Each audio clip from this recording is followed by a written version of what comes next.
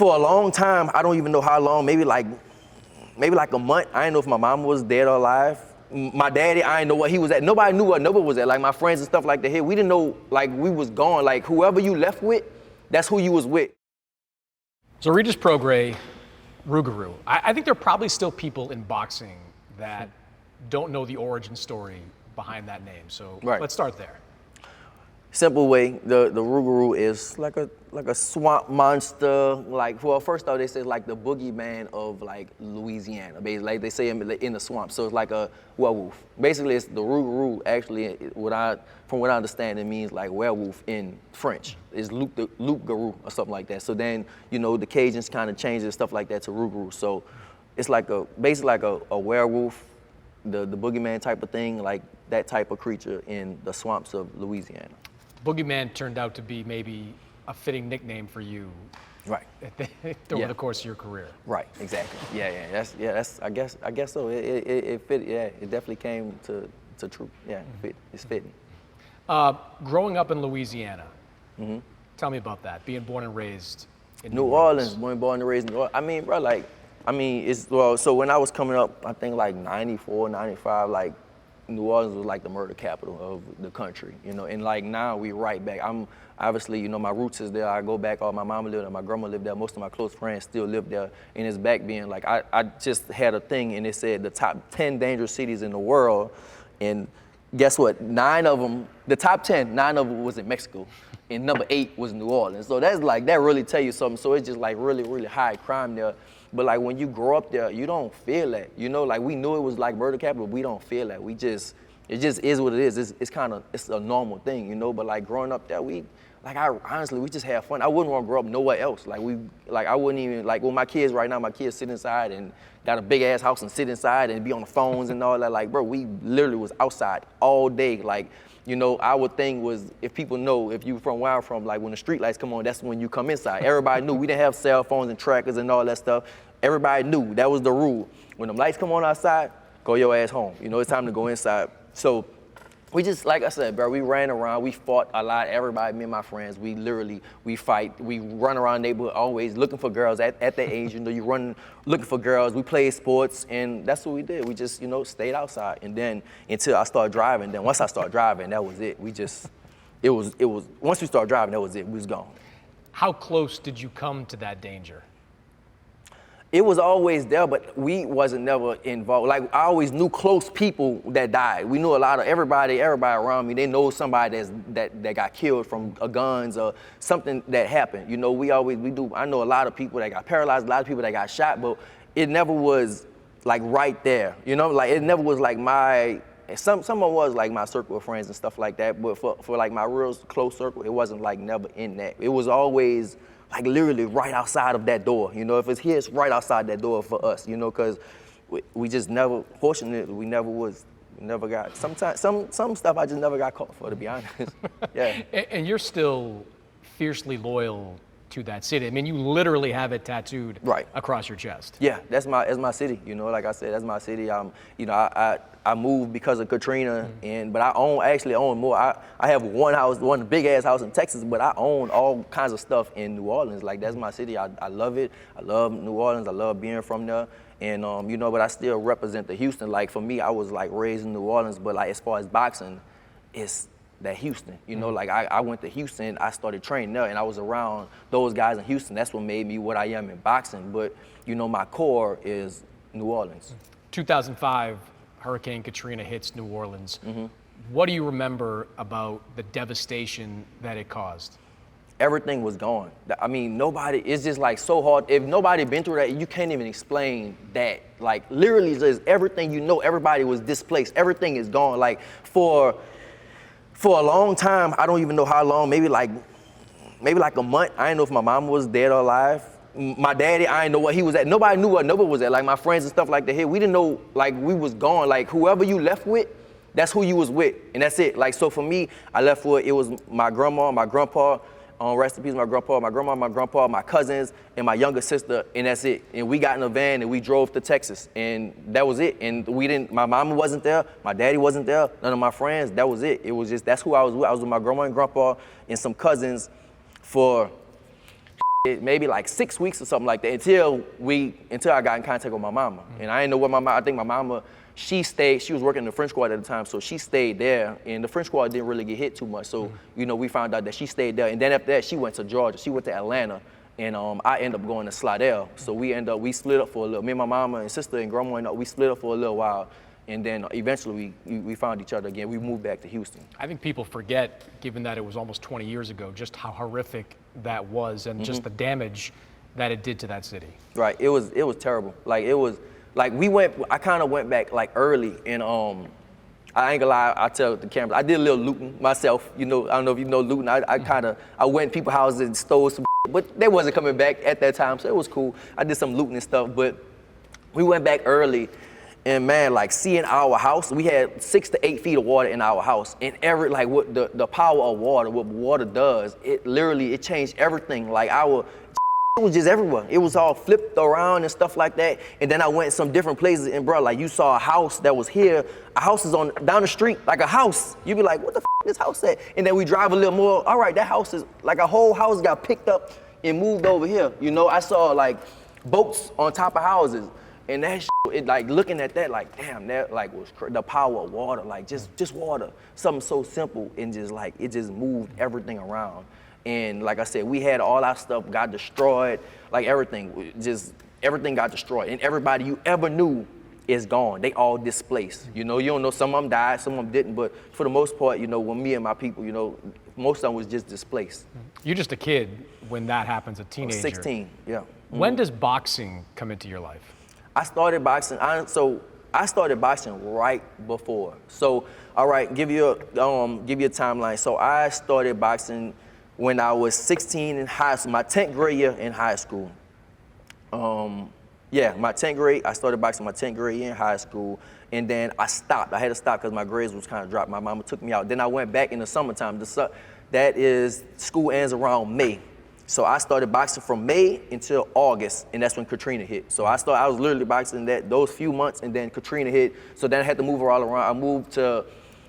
First off, we went to Houston. Then after that, we went to Houston. Then we went to like Mississippi. Then we went to Slidell. Then I actually came back to Houston. And when I came back to Houston, I was like, all right, that's what I want to do. So I went to the gym, and now I'm here. You're an action fighter in the ring, so it's no surprise to read that guys like Mike Tyson and Arturo Gatti were some of your boxing role models. Right. Yeah, I mean, at first, so when I was younger, I knew even before boxing, I did karate when I was way younger, and karate just wasn't action for me. It wasn't enough action for me. I used to do karate, and it was one point in time I stopped kicking. I just was like, I didn't want to kick no more, and so I was like only punching, and I was hurting the dudes. Like the sensei told my daddy, was like, he got to have to box. He got to play football. I had a lot of aggression, so I had to start playing football. And he was like, either he got to play football, he got to box. So in New Orleans, big is football and basketball. So I started playing football, and then after that kind of, it all kind of went from there. But just watching. So when I was younger, I think like 14 or something, I was watching some highlights, and it was like this little short, tiny, stocky ass man and knocking out these giants. And I'm like, damn, that's what I want to do. This right, I pinpoint, that's what I want to do, And it was obviously Mike Tyson. And he was just like, that's what his highlights. He was just moving his head real fast and just knocking these. Mike Tyson, I took a picture with him. Mike Tyson, like 5'11". He's not even that big. And you talk about he fighting people 6'6", 6'7", 6'8", and he destroying them. And something I'll never be. I always wanted to be a heavyweight. That's what I want to be, a heavyweight. I'll never be, because I always wanted to know how it feels to be the most dangerous man literally one of the most dangerous men on the planet. I'm not gonna lie, when I go out, I do feel dangerous, but it's still, they got other people out there, that's big and stuff like that. But to go out and feel like the most dangerous man on the planet, I always wonder how that feel, to be like a Tyson Fury, Deontay Wilder, literally anybody walking on the street, you like, I'll whoop him. Because I think that myself. I do think that already right now, but to actually be like a heavyweight, I always wanted to know what that felt like, I'm cool with like Daniel Cormier, he another one, somebody like that can just beat up any man. Like anybody walking on the street, they can whoop him, no matter, they got bouncing security guards and stuff, and just think like, I can whoop him, I can whoop his ass, That's how I always looked up to that. Mike Tyson was an inspiration, but Evander Holyfield had an impact on your life as well, didn't he? Yeah, yes. So when I went to Savannah was, bro, the one day they're gonna make a movie about this gym because it was so much talent that came out of there. At the time, we was all amateurs, like me and the Charlo twins, and Omar Henry was somebody at the time, and Vinus Motorosian. It was Ricky Dial, it was Irislan De Laura, and then Holyfield. At the time when I started training, Holyfield was at the end of his career. But just looking, Mike Tyson, my favorite fighter, and this man beat Tyson twice, and like literally. It was one time, once I was out of high school, I started training, because the pros train in the morning time. So once I got out of high school, I started training in the morning time, and I was training, and like literally, I'm hitting the bag, and Holyfield literally right here on the next bag. And just to think like, damn, what does that do to like a child's mind? At the time, I'm a child, 18 years old, so that's a child. And just what does that did something to my mind, like I can do this too. And talking to him, Holyfield, people don't know Holyfield like to talk, he'll talk your head off. So he's just talking to me and stuff like that, and it just did something like, man, I can do this too. It really gave me the inspiration, like I can do this, and I know I want to do this, but now I know I can do this. What's the best lesson Evander Holyfield gave you, or best piece of advice that he gave you early on in your encounters with him? Well, I don't think it was like nothing about advice. It was just seeing them. It was just inspiration of just seeing somebody like a superstar in front of you, like a superhero. We look at these people, we look on TV and stuff, we look at them and we think like these people are like real superheroes. So just seeing this man to, like same thing, one of the baddest men on the planet, another person that can walk around like, man, I could whoop whoever, just a heavyweight, just, he's the only 4-time heavyweight champion ever in the history, and just to be next to him, just seeing him just gave me inspiration and motivation, like, damn, I can do this too. This is something that I can do. You were an accomplished amateur. You turned pro in 2012. You did it without a major promoter behind you, with money behind you. How challenging for you were those early years in pro boxing?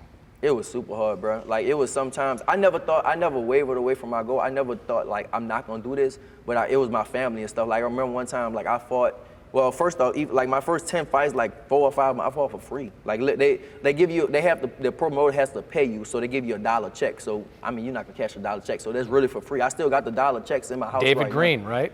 Yes, David Green. Fourth Damn, fight, you do your homework. fourth Yes. Pro fight, yeah. Yes, David Green, I fought literally for free. I didn't make no money. So then, going on later in my career, I remember one time I fought in New Orleans and I made like $1,400 and I had cauliflower ear, so my ear blew up. So I had to go to the hospital. Didn't have insurance, obviously, so somebody had to drain it, and it cost me like $1,200 plus some change. So all my whole check literally went to that, and my grandma brought me to the hospital. She was like, "You sure you want to do this?" I'm like, "Yeah, I am. I'm sure." Because it's not paying off. You fighting for free, you doing this, and I still had to go back to work. I'm in New Orleans for a weekend, then I gotta go back to work. I used to work as a personal trainer for a long time, so I still gotta go. All right, we gotta go back. My wife worked and shit, like we gotta go back to work. I'm doing all this and still training, working, and then like nothing happening from it. So that shit was hard. That $1 check, where is it in your house? It's in I have a big picture in my house. It's what you call that? It's like a big picture, and somebody put it in a big picture, like one of those. I forgot what you call it, vinyl, whatever it is, but it's like a big old picture, and they put all kinds of stuff in paint and stuff, and it's right there in that picture. Does that even now motivate you? Yeah, for sure, definitely. I mean, one time I'm a person that is a believer in things. I see things before it happens. I always see stuff, and I knew it was gonna happen. I always believed in myself. I know what I can do. No matter if the whole world is against me, I'm so strong. So I know doubt me now. This is what I'm gonna do. I'm telling you what I'm gonna do. It might sound crazy now, but I'm gonna do it. You had to claw your way for everything early on. What would you describe as your first big break? The first time things kind of turned for you? I think the first time things turned, well, because it hit me, like things hit me, at first it was slow, real slow, and then things hit boom, boom, boom, boom, boom, so it was like, I got like I remember a check for like 5 figures, and then the next one's like 6, and then the next one's like another 6, then the next one's 7. It was like that shit just hit me, boom. I made a lot of money, and I didn't even know how to be rich. I didn't even know how a rich person actually lives, I didn't know that, because I don't come from no money and shit like that, like Devin Haney. I ain't come from no money and shit, I don't know how to spend, I don't know about taxes, I don't know nothing, but I think my first thing, I think big break was I fought Joe Diaz. He was supposed to beat me. He was, at the time I was 19-0 with 16 knockouts. He was 21-0 with 19 knockouts or something like that. I stopped him in 2 rounds. Then after that, I had a break because I had a hurt eye. I bust my eye in sparring one time, so I was out for like 9 months.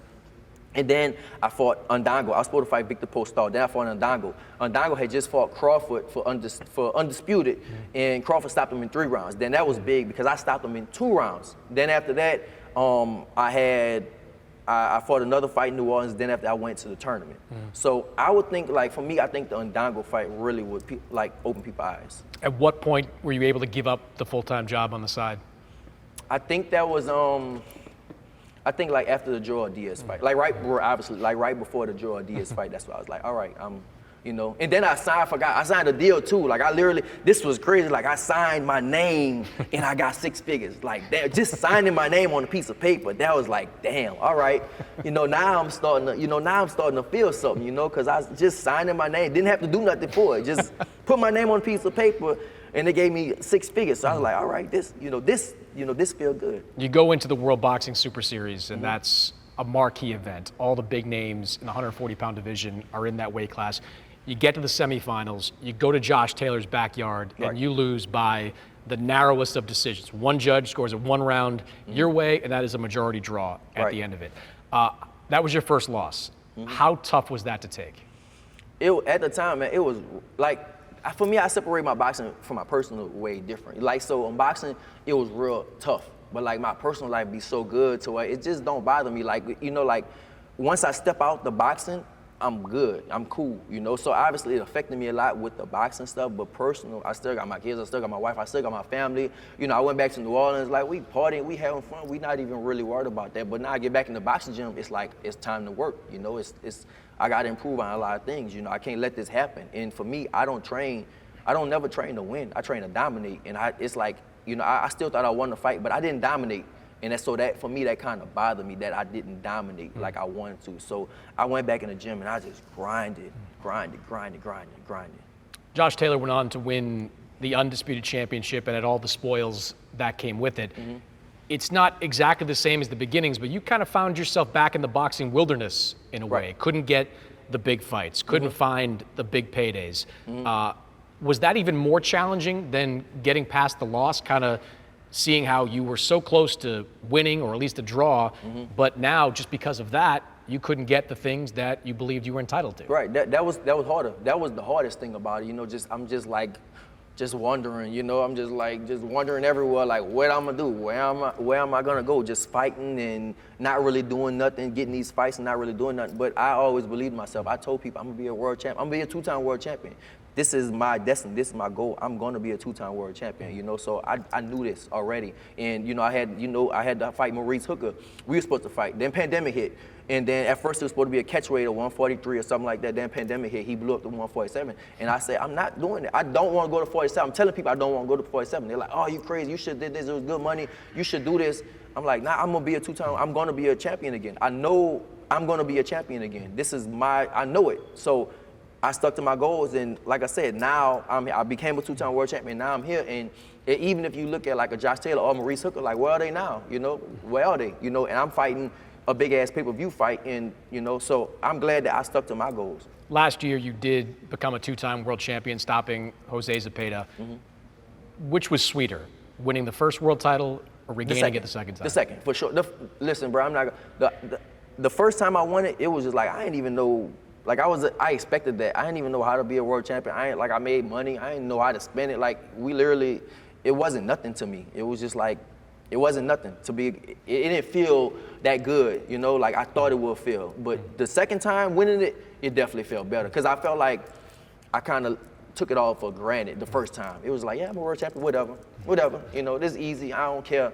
But the second time was like, damn, I had to grind for this. Like I really had to grind for this, you know, because the first time I just kind of expected it. Like I know I'm gonna be a world champion, and it was because the second time I had to get positioned to do it. The first time it was mandatory. We was in the tournament, so I know I'm gonna win this belt. I know I'm gonna be a world champion. The second time we wasn't in the tournament, so it's like, all right, now we gotta maneuver and to try to get to that title again. But the first time it was just easy. Like, I know I don't care who I fight, I'm gonna win. You put me in front of somebody, I'm gonna win. I don't care about that. So it was just about getting that shot. And I got the shot, so I know I'm gonna win. The second time, it wasn't about just winning or losing. It was about you gotta maneuver your way into that situation. And so to get in that situation, you know, it was tough. December 9th, DAZN pay-per-view. You have the title. You're going to defend it against Devin Haney. Right. What does this fight mean to you? This huge. I feel like this is me stepping into my superstardom. You know, it's like that time. It's that time for me. It's been a long time coming for me, and it's that time for me to start stepping into like the superstardom, start getting big fights. That's what I want. You know, I want the big fights, and you know that's what it means to me. Just start stepping into what I deserve. Is there or are there any lessons you take from the Taylor fight, the last big marquee fight that you had that carry into this one? Right. Just be smarter. I think like right now, I think you gonna be an announcer, right? I just can't wait till like y'all see my improvement. Y'all see what I've been working on. That's the thing. Just improvement. You know, even at the Taylor fight, I improved a little bit. You know, but not like I am now. Like right now, I came out here. I'm in LA. I've been out here just training, really just training and grinding, and I just want to show people like how good I'm becoming. You know, it's the skill. Like I got where I'm at. I'm a 2-time world champion, and I literally got where I'm at just by fighting. That's it. Like I didn't box. I just fought. I know how to fight real good. I'm a street fighter. That's a boxer. So now I'm putting the skill together, everything I'm working on, and I really want to show people like, damn, I want you to say like, damn, he told me he was working on this, but I didn't expect it to be like this. He really went and he really improved, and that's what I want to show people, like the improvement. I want to keep getting better. That's one thing about me as an athlete. I want to keep getting better. You know, as long as I'm keep improving, that's all it takes. I'm gonna handle the rest. I'm gonna do it. Whatever I gotta do to improve, I'm gonna do it. I just want to keep improving. Tell me what I gotta do, I'm gonna do it. Regis Prograis, December 9th, DAZN pay-per-view. Good luck, man. Thank you. Appreciate it, brother. Good stuff.